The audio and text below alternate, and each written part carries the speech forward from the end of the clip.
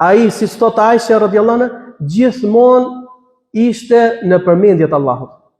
Pra nëse nuk ishte ndonjë punë, pra nuk ishte namaz, nuk po fliste me dikë, nuk ishte ndonjë punë të rëndësishme, pra ishte si më thon po rrin, si themi ne, po kalon koha.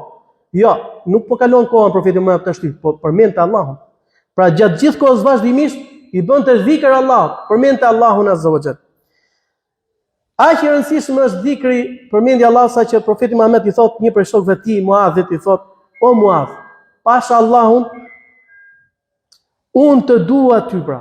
Pasha Allahun, unë të dua ty. Pra të dua për hir të Zotit, pra sepse e pa që Muadhi ishte njëri i mirë, që a vlen ta duash, edhe thot: unë po të porosis, dhe njeriu atë që don duhet ta porosis me gjëra që janë të vlefshme për jetën e tij në këtë botë dhe në botën e tjetër, dhe i thot: të porosis o Muadh që pas çdo namazi mos le pa i përmendur këto fjalë, mos le pa bërë këtë dhikr pas çdo namazi.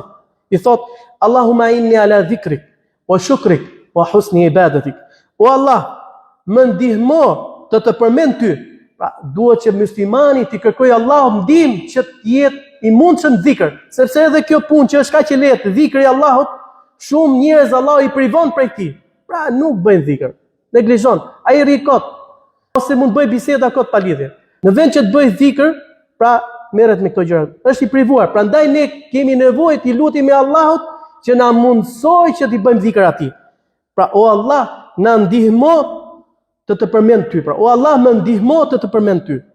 Të falenderoj ty e të adhuroj sa më mirë.